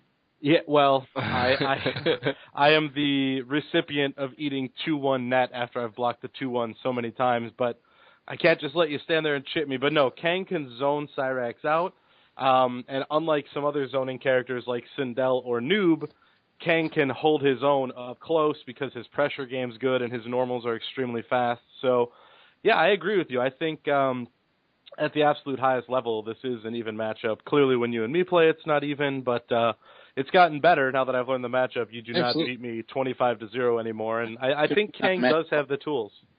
Yeah, you can make it rough. Like even just back 3-1-2. That guessing game is still, I think, somewhat in your favor. If I try to down one and you read it, like I said, you get a full combo. But that if I want to stop you from or start my pressure up from there, usually your back 3 is going to stop my 1 after that. So I can't even start pressure before stopping yours. Absolutely, and the one tip that I would throw out for any Kang players listening is sometimes it can be rough when Cyrax whiffs a down 4. A lot of people say, just let him whiff a down 4 and then back 3-1-2 punish it. Sometimes because of spacing, that's not that easy, but you can get Liu Kang's back 1 low fireball on a whiff down 4, and while you only get, I think it's 11% damage, you do send him back full screen so you can continue zoning him out again. So there's options in that matchup, and I just wanted to illustrate the point that, again, this is 3 completely different characters that Vagrant, Chaosphere, and myself play all over your tier list. Sonya could be as high as 3. Liu Kang and Raiden could probably be as low as 15-20 on some lists, but none of them are losing to Cyrax 8-2, so the character's not that broken that it's an impossible matchup for any of these guys. Yep. No, he's great. There's some days where I'm like, oh man, I don't know why I picked Cyrax, but I used to be a cyber sub. I used to play cyber sub, and then I'm like, yeah, it's a good character. Get the fuck out of here! You played cyber sub? Yeah, when the game first came out, I had a little bit of character identity crisis. Like, I'm like, oh, who should I play? I like robots, and then I picked cyber sub. I'm like, man, he's not that good. 16-bit, he came to one of our local tournaments when he still wasn't living here, and man, there's nothing I could do against fans. It was the worst. Like, I couldn't get up to do a dive kick. If I tried to slide under a fan, it recovered too quick for me for on reaction. I couldn't do it. And it's like, I had to examine, what about this character do I like? And I'm like, oh, he's a robot too. I'll pick Cyrax. And it turned out to be a good choice. Seems to be a good decision. Mm-hmm. Yeah, absolutely. Oh my God. Doug, did you, I don't remember. I know we talked about this all pre-show, so we'll continue to do I think this will be our thing, production meetings in the middle of a show. But do you remember where we wanted to go with this next on the whole Cyrax home front? All right, your mind. Well, we discussed earlier his normals. Then we didn't really explain. Most people pretty much know what his specials are and like what the properties of them are and like what they do. I want to touch briefly on probably the biggest pet peeve move for me that Cyrax has, because I feel like this move is just like salt in the wound, like a move that out of all the crap that Cyrax has, really is just unnecessary for him to have, and that is EX Ragdoll.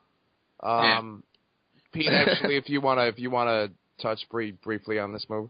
Well, so EX Ragdoll is good for a lot of things. Like it's good. Like start of the round, if they don't block low right when it says fight, they get hit with the X ragdoll. It's good to close someone out, just outside of your down 4 range if they're not blocking low.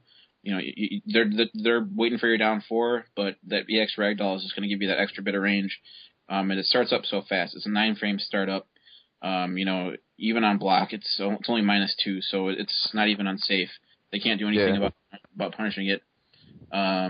You on some characters you don't want to be -2 next to them, like Johnny Cage, but it's like it's good to close out rounds. It's good to open up rounds, get that first hit bonus. On Wake Up, it's great, because it reaches out a lot further than most people think. It's got a very deceptive range, and like I said, it's definitely 9-frame low, so you got to respect it. Yeah. Fuck that move. Mm-hmm. And that move can actually set up a combo in the corner, can't it? Yeah, it can. If you have your back to the corner, you can do EX Ragdoll or Ragdoll into a combo. You can do down 1 and then 1-2-1 net. Then follow it up with what, like 3-3 buzzsaw or something like that. But it's at least a decent damage that you can do, and it also works off of regular Ragdoll. It's just a little bit harder to time. You get less float time. But But yeah, it does lead to a combo. On that, with the corner combos, and I don't know if you want to go into this or not. I know you talked to me the other day about it, but this will be something just for the Cyrax players, because no one wants Cyrax players to get more ammo, but we're not only here to learn how to beat him. For the Cyrax players, in the corner, I've seen you use down 1 net, and I got to tell you, in training mode, down 1 net, I cannot do it with any consistency. Is there a secret to getting those inputs to come out and not teleporting or whatever? I promised the Cyrax I'm gonna do a video, and I said I'm gonna do one for a long time, but there's a couple different secrets that I have, and I've gotten really consistent doing it, being on the left side, but on the right side, I'm not at the same consistency. But one of the main tricks that you have to use, in my opinion, is hold down the 1 when you try to down 1 net for your meterless reset, and that way you don't negative edge a teleport, which I find is the problem most people are having. You can try, depending on your input method, like if you got a pad, you can go down back 1, down back 3, because you can hit those diagonals perfect every time. But on a stick, the way a stick works, it doesn't work exactly the same. You're probably going to hit, not exactly down back. You're going to hit down back, or back, so you're gonna do something besides the exact right input, and you get the teleport. If you work on timing your down 1. The main thing is learn to time your down 1, and you can almost mash out that net as long as you're not, as long as you have 1 held down, that teleport's not going to come out. So time your down 1 perfectly, and then go to town on back in 3. So that's my first hint for you. But the meterless reset is great to have in your arsenal. It's almost 70% without a barometer if you get them netted in the corner. So I do recommend putting some time in the lab on that one. And I promise within the next couple of weeks I'm going to put up a video of me having a camera on the joystick. I use a TE stick with an MK layout, just so people see how I do it. But I've been improving in consistency on that, and it's been helping a lot. Did you just say it's 70% meterless in the corner? Yeah, if I can do jump and punch 2 Go on net. fuck yourself. Yeah. All right. See, this is what I meant when I said I think he's the type of person who would punch a sick child in the face.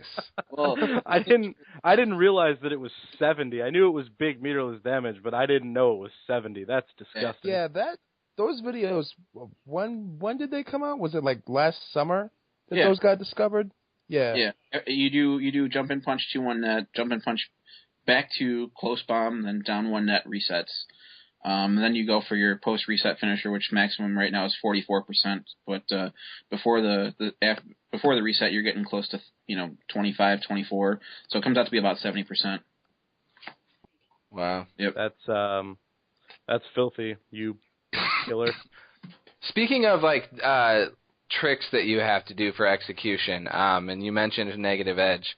Negative edge happens. There's certain characters that have different moves. Like Cybersub has this too for when you release a bomb, and you're trying to rush in and do something like a down 4. Yeah. A lot of times negative edge will kick in where negative edge is this leeway that NetherRealm Studios put in the game. Well, it's basically like go ahead. That is I think that has more to do with the input buffer of forward moves. because the forward stays buffered, in the system memory for a while. Sure. If you try to dash forward down through a cyber sub or dash forward down forward with Cyrax, you sometimes may get a bomb coming out instead of your down poke. And how you get around that is you have to hit back first to cancel your bomb command. And then you go back down 4, and then it's a little extra work, but it makes sure that the down poke comes out all the time instead of the bomb that you don't want when you want to come in for that down poke. Doug, okay. I think you were going into it just because I don't think we touched on this last week. And then we'll revisit Pete's tip on it, but do you want to finish explaining just what the concept of negative edge is? Because I don't think we've explained that yet. Yeah, negative edge, and this is my roundabout definition. I should probably find a better one, but my description of it, it's basically like a leeway for whenever you input a special move. Like for instance, Cyrax's forward 4 for a mid bomb. Well, forward also is your dash. And so, say for instance, you're trying to go in for a 4, and you're trying to dash forward and then go immediately into a down 4. Well, negative edge, like I said, it's basically like a leeway that they put in so that it's easier to perform special moves, where they actually give you a big window to input the commands. And if you're trying to dash in and do a down 4 real quick, well, the down doesn't cancel the input for the bomb, because whenever you hit down and 4 at the same time, the game sees that as forward 4, and a bomb comes out instead of your down 4, which is why you would have to hit back to cancel the input command. So negative edge is kind of a problem that you have to look out for depending on what tools your character has or what the commands are. But for the special moves. That being said, it's not. Yes, it can be annoying, but I think when you learn your character, you know how to get around it personally, and I'm sure Vagrant can give us a much deeper explanation on this example I'm going to use. But with Sonya, I actually, when I'm playing with her, I take advantage of negative edge. Something that Sonya characters do a lot is they will down 4, and then they will go into her military stance, which the inputs for that are down, back, and 2.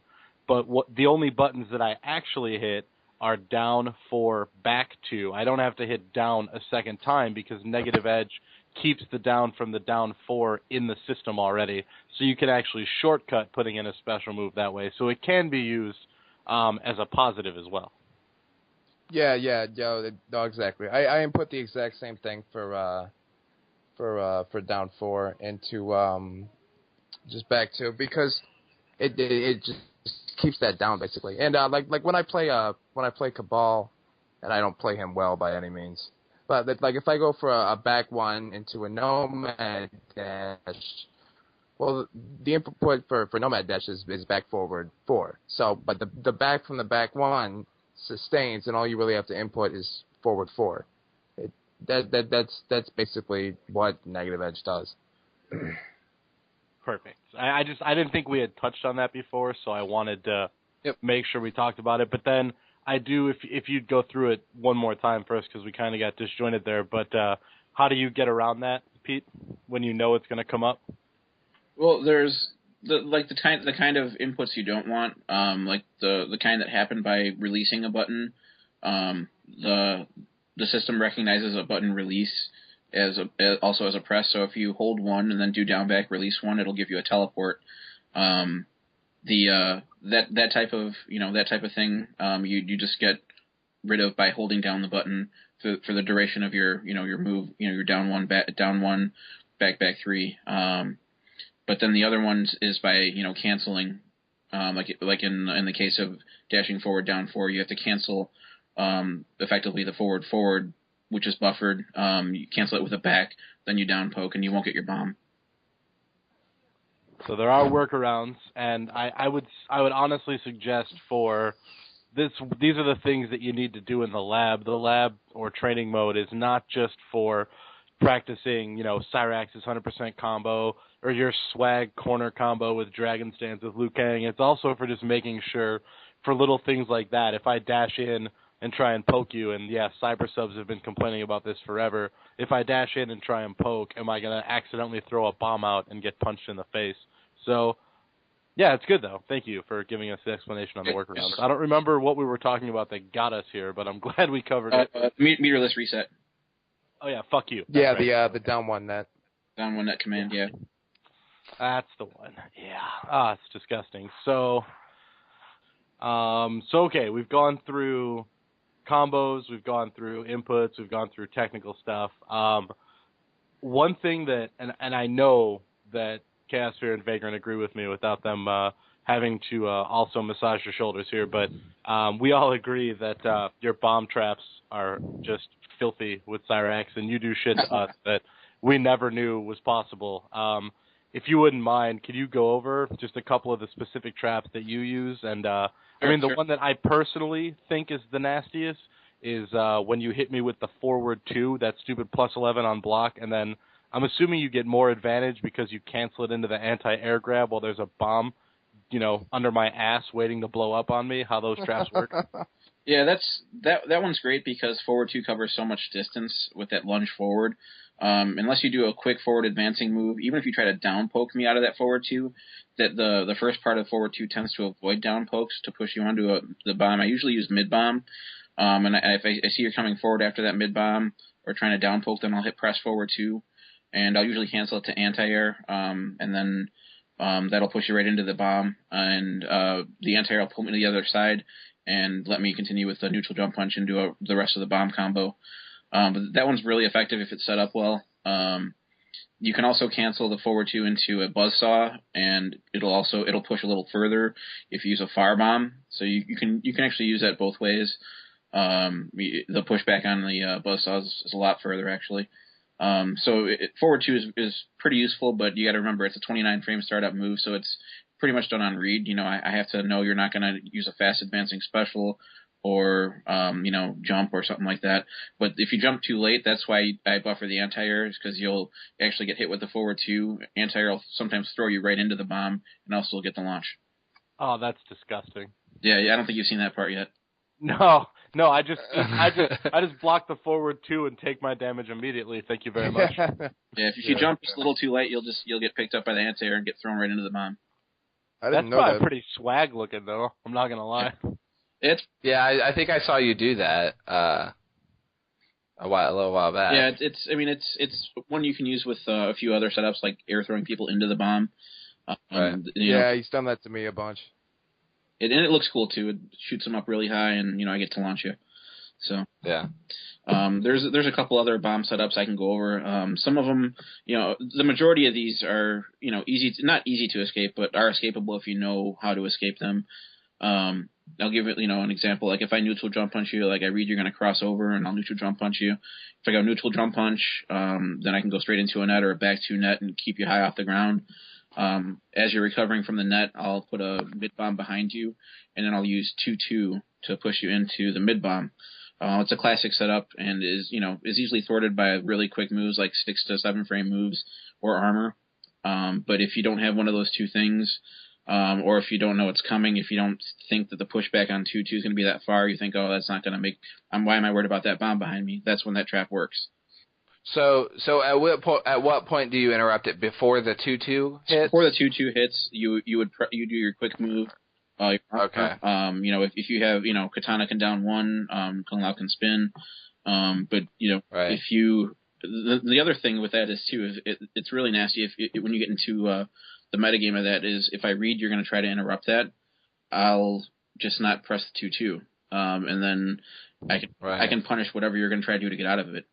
Like if I think Sonya's going to EX cartwheel there, I'll neutral jump punch or teleport and make her waste the meter or punish her for it. Sure. What about the 2-2 in the corner? Like I know there's some splat setups in the corner as well. The 2-1-2 string. Now, not every character in the game, unfortunately, this doesn't work against. But after 2-1-2 hits in the corner, EX Buzzsaw will OTG, which is a mid, and also launches in the corner. It actually picks you up off the ground, but in the corner you have nowhere to fly, so you actually get a combo off of the EX Buzzsaw in the corner. And there is a reason. Yeah, there is a reset off of it. Not like I said, not every character gets OTG'd by the EX Buzzsaw. Every character does get OTG'd by regular Buzzsaw after 212. And it's good to OTG with something just so you take up their wake up options. You can take away their wake up options no matter what. The basic follow up just down 4 Buzzsaw. They gotta switch their block real quick from low to overhead, and usually one of the two is gonna hit. If you read they're waiting for that Buzzsaw, the EX Buzzsaw, then that's when it gets really nasty. Then you come in, do a down 4, and then you press your advantage with that and command grab again. And then you got the same advantage to work with. You can come in down 4, EX Buzzsaw, command grab again. So you can kind of loop it and read your opponent that way. That mix-up game he has in the corner is ridiculous. Yeah, it leads back into itself. Like after you're down in the corner against Cyrax, it's not over. It's gonna lead to either, you got to guess, am I gonna go low with a down 4? Am I gonna grab you, or am I gonna overhead you? And the overhead it even works as an OTG against some characters. Wow. Don't get cornered. Note to self. Yeah, don't get cornered. Just out of curiosity, because I've seen you use so many different combos because of so many different situations, and there's, Cyrax has so many options. Just for the budding Cyrax player out there, if you aren't going to do, I'll say, we'll go one step more advanced than the standard reset with the 1, 2, 3. Although actually, if you want to explain that, my first reset. What would you personally say should be everyone's Cyrax's every Cyrax's 1-bar B&B? So the 1-2 reset I call the Fisher Price reset because it's the baby one that everyone starts with, and it's a good one because it's like 75% 1 bar. But the one you want to master after that is you get your jump in punch 2-1 net, and then you do jump in punch 2-1 EX bomb, and you do a back 2, and after the back 2 you buffer a fire bomb. And after the fire bomb's released, you go 1-2-1 close bomb, and after that close bomb's released, you net to start the reset, and then that leads to at least 10. I think it's 7 to 10% more than the other one. So on 1 bar mid screen, with a basic 35% follow up, you're going to do like 82% damage. That one's kind of hard to mess up. If you have the back 2 firebomb is the hardest part of that combo. Once you have that down, you're going to get more than 80% every time you net your opponent. Jesus. Yeah. Well, and also the ender is really the hard part there in that combo. I think the starter is really easy. If you go for some of the more advanced enders, like the uppercut one. Yeah, the uppercut one. Depending on how you feel about yourself that day, you can go for that. But I usually, in tournament, I wouldn't do that. I would just go for what's guaranteed. And by that point, the opponent may have breaker anyway, so they're going to have to break anyway. So unless they have no meter and I finish them off, there's almost no point to going for that. Unless you want to look cool on the stream or whatever. You know what is awesome about you stupid Cyrax players? That's right. I'm going to have a salty moment. I don't even give a shit. You know what's awesome about you Cyrax players? Is that when you refer to a combo ender, you're referring to 35%. An entire new combo. That's most characters mid-screen. When you're referring to, like, Reptiles ender options, it's like 8% and some Oki. Your ender is 35%. That's fucked up, bro. Yeah, you know what else too is what you can do. You cut your damage short and continue your pressure too. That's another thing you might want to do depending on if the opponent has a life lead on you or if you want to finish them out. You do your neutral after the close bomb explodes after you've reset them. You do your neutral jump punch dash back to 2-1 net or 2-1 dash 3 net. And then that you let them hang on the net there, and then as they come down, you mix it up.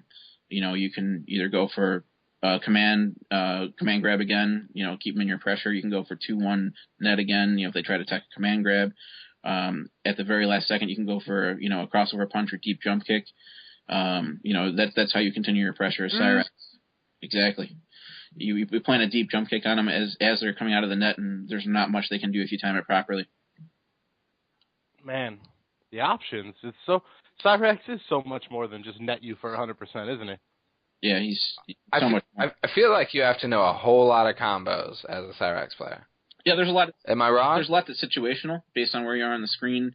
How much meter you have, how much meter your opponent has. So it's good to know. If your opponent's right before breaker, but not quite at breaker, so you don't have to use a breaker trap. It's good to know what combo you can do before, your like let's say your uppercut is where you get most of your unbreakable damage in a combo. You uppercut him onto the mid bomb, and then the back two is all unbreakable. And at that point, it's not worth him breaking unless he wants to save 15% for 2 bars. So it helps to know where the opponent's meter is at as well as your own. So I'm always keeping an eye on that if I can. So if they're, if they have a bar and a half, I can do jump in punch 2-1 net.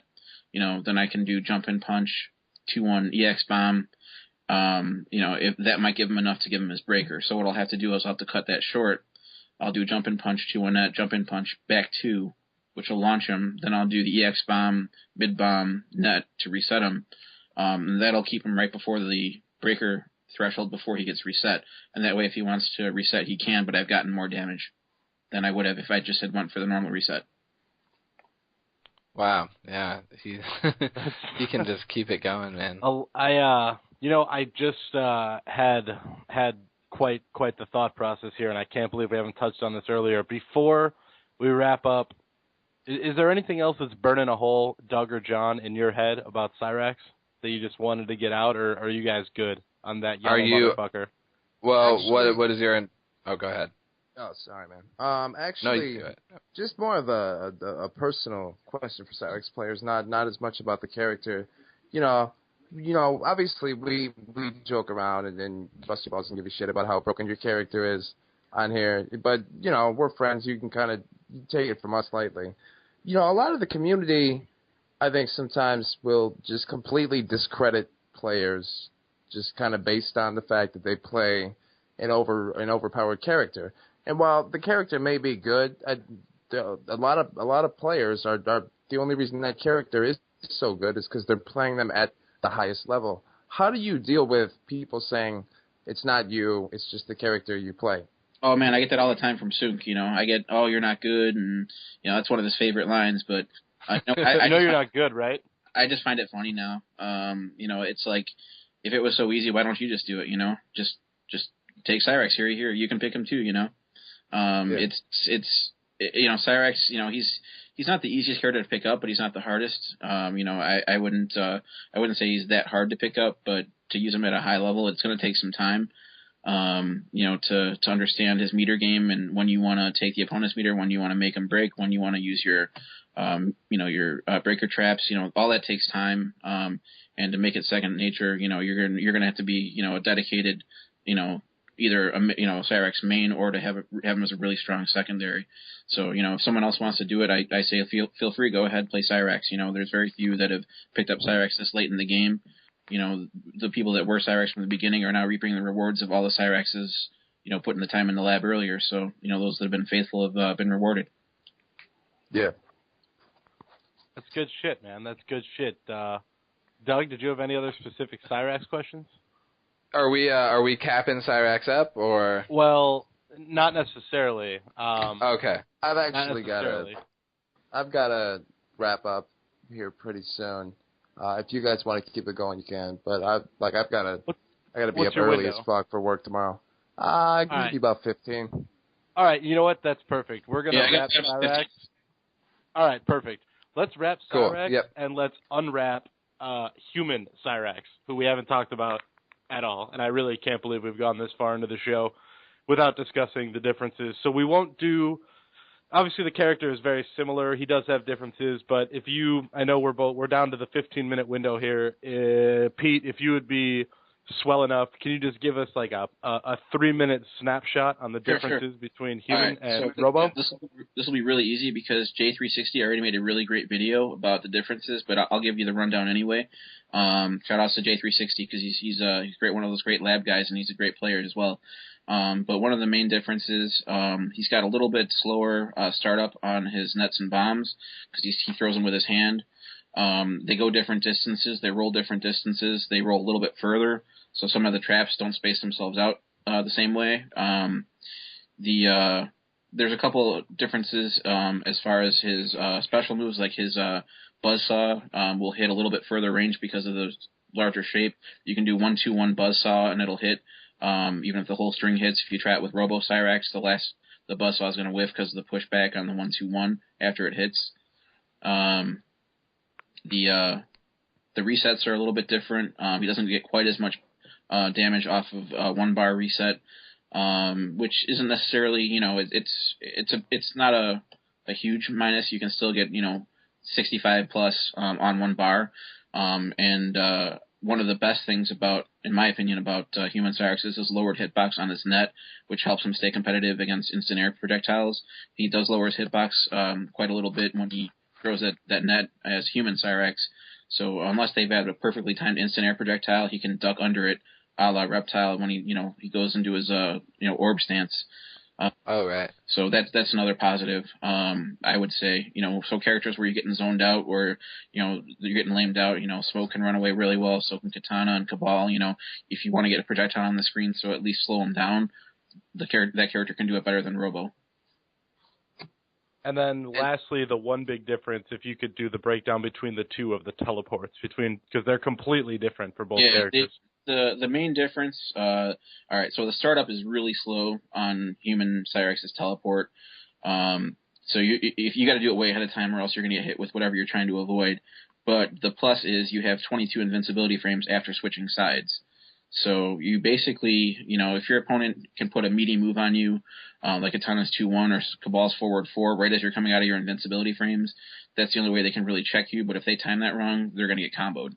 So it's worth mentioning that the EX one also does have advantage. If they block the EX teleport, you can kind of do a mini frame trap with it. It's plus 4 on block for the EX teleport. So if you do 1-2-1 EX teleport, you appear behind them at advantage. You can try down 1 Buzzsaw after that as one of my classic traps as Human Cyrax. A lot of you guys haven't seen that. Okay, so when you say that the Human Cyrax's teleport has 22 invincibility frames, right? Does that mean he can start doing a move there, or is he recovering during? He's recovering, 22? But if you mistime your move to check me, I'm gonna go through that in my invincibility frames. Okay. I'm just trying to get that. Yeah, there's like 2 frames behind you where I'm like, I can touch you and you can't touch me. Okay. So like it's a rough punish. Like you can't really do much about him switching sides with you, but if you time it right, you can check him every time. But if you mistime that by 2 frames, I can hit you. Okay. Wow, and again, mistiming against Cyrax, even Human Cyrax, equals 70% of your life gone. Right. Yeah. But it's good. He's a little bit different character. You have to be wary of when you start that teleport. The startup is a lot slower. So, but other than that, those are the main differences. Everything else is pretty much the same. Ragdoll is the same. Anti-air is the same. The nets and bombs are one of the major differences. For some reason, that big back 3 kick recovers faster as Human as well. So if you like that kick, maybe what is up with that? I don't know. And maybe without the Robo gear on him, he's got faster recovery on that. I don't know. That's awesome. Okay, so as far as fighting against Cyrax, what are the things that people pretty much need to just keep in mind? I mean, some of the things that I'm thinking of, like one of the things you have to be good at against Cyrax is dealing with the command grab. Yep. Because, I mean, no matter how many, 80% combos he can do, he can really mess you up with that command grab. I mean, a few command grabs in your, most of your life is gone. It's, command grab it helps to, I mean, this is the kind of thing where if you know your opponent, you can guess what he's going to do after command grab and make it not such a bad thing. It's always a bad thing, but if you know he's always going to follow the jump-in punch, you can armor out, or I forgot to mention this. Every character in the 2 frames that it's not a safe jump, you can actually start a jump back and get off the ground, and I don't get my full jump-in pressure. So if you just hold up back after the command grab, and I try to jump-in punch you, I'll clip you as you're trying to leave the ground, but I won't get my full jump-in punch pressure off the advantage on the jump-in punch. Yeah. So that'll force an Oki game then, but that's better than getting locked in. The problem is if I read that you're holding up back, I'll do a jump-in punch, clip you, then I'll dash, and then do 1-1-2 net, and then then I'll start my pressure after catching you in the net. So you'll see the whole thing all over again. Jesus. Yeah. It's all a guessing game. Okay. Yeah. So then there's that, dealing with command grab, and you said earlier, don't don't break mid-screen combos? I would not break mid-screen combos unless you're going to lose, or if you desperately need to reverse momentum or your position. The most is 37% mid-screen without meter. So if he doesn't have meter, I would definitely recommend against breaking. Save your meter for when he has a bar, because if you don't have a bar and he has a bar, he'll probably finish you out. Okay. And then I guess any other big tips? Sorry, go ahead.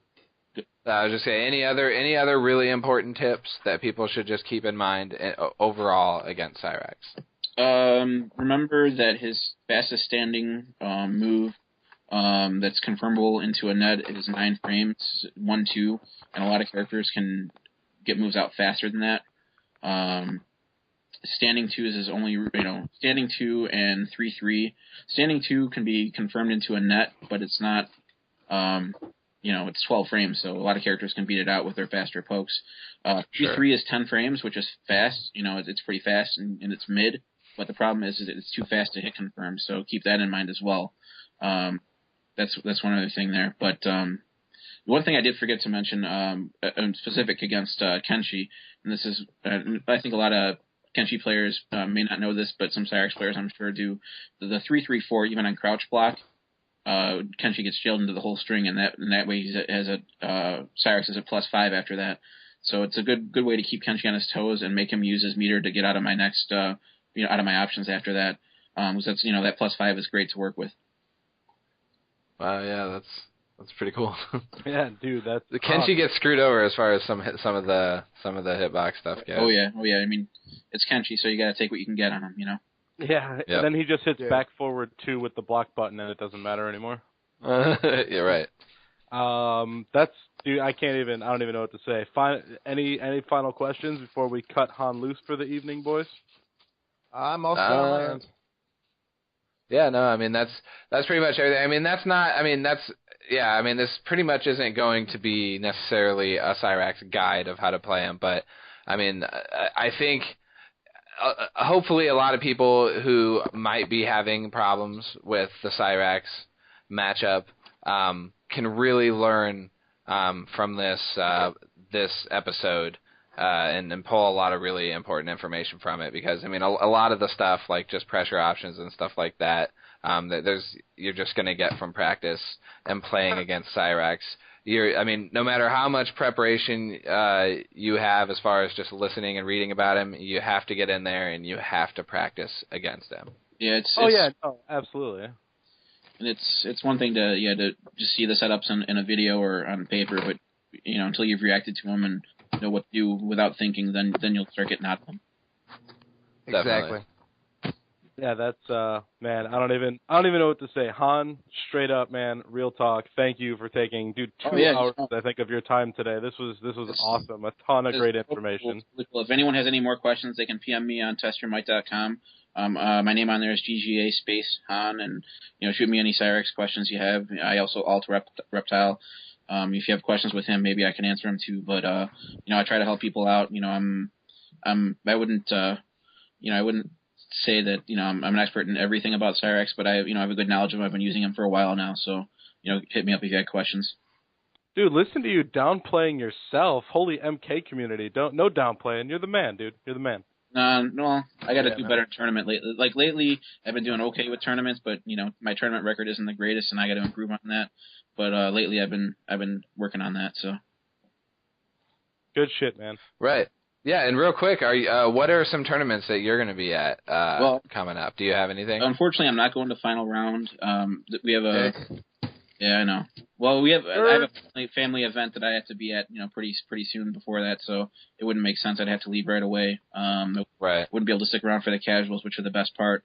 But I will definitely be at UFGT. I'm almost definitely going to EVO. I'm considering VXG, and that's about it for now. Besides all the GGA local tournaments that we're going to do besides that. But yeah, that's about it for now. All right. We're good shit, man. Han, we appreciate it, brother. You are thank free. You very much, bro. You are free, but yeah, thank you. This is awesome. All right. You are free. Hopefully I'm not free. Hopefully I'm there. Free tonight, bro. Oh my god. All right. All right, guys. It was great talking to you. Thanks for having me on. All right, yeah, dude. Thanks for coming on the show. Bro. All right, later. Later. That was GGA Han on the 5-5 show for our first character analysis show with Cyrax. Boys, we got some. I can't even begin to say how stoked I am. I've played Han 1,000 times and I still learned 5 new things during this episode.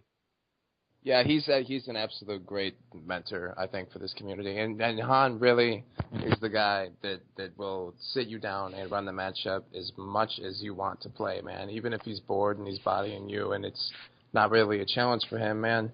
Han just wants the scene to grow and people to get better. And he wants, the best of things for this community. And he's sat me and Ken, and I'm sure Doug down, and just run endless sets with us so that we could get better at this matchup. So huge shout-outs to him, man.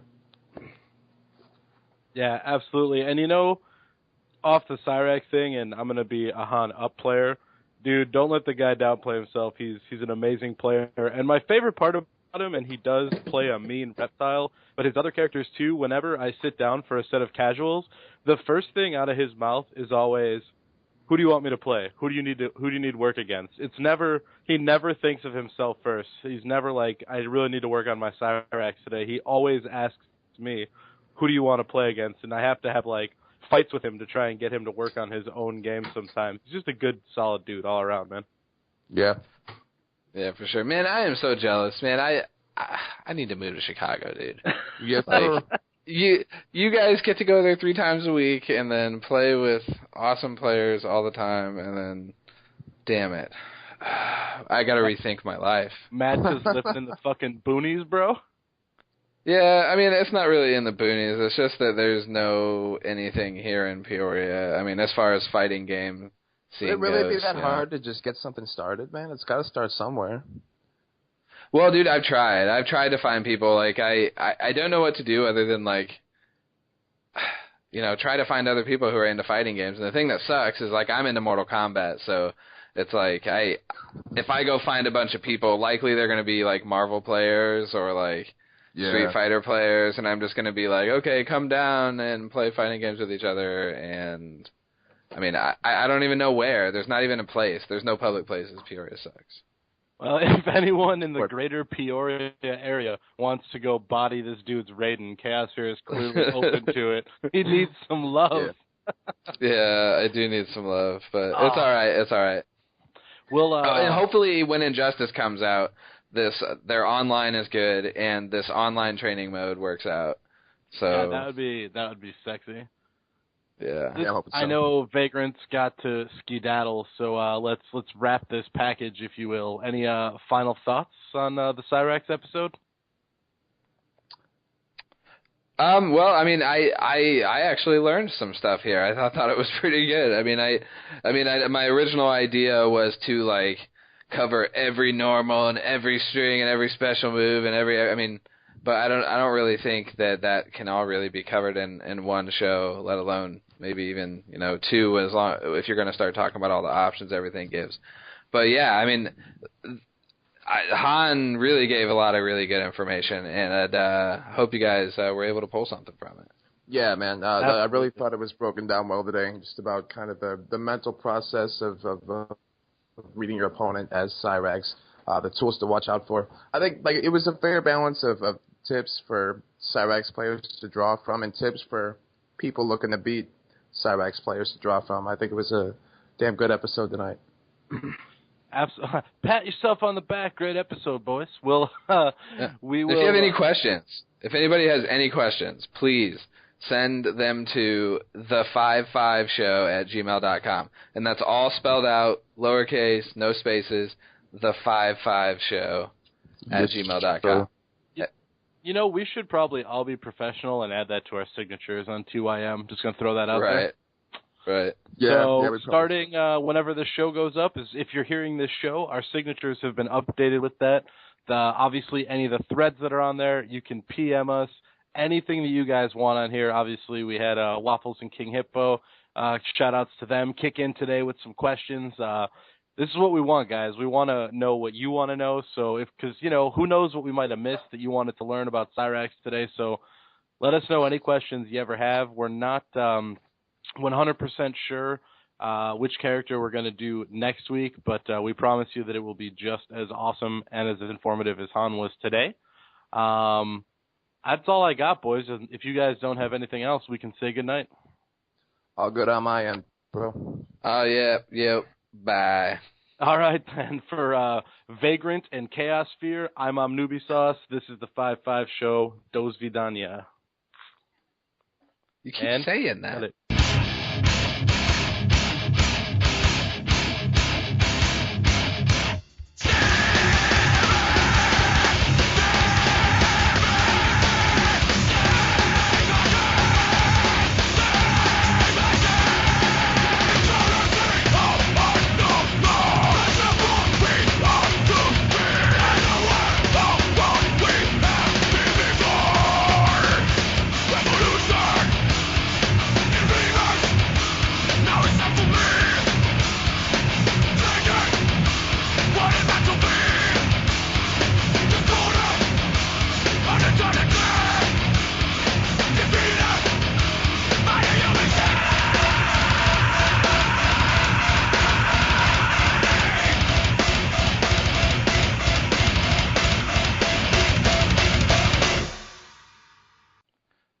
So do you have this order of stuff down?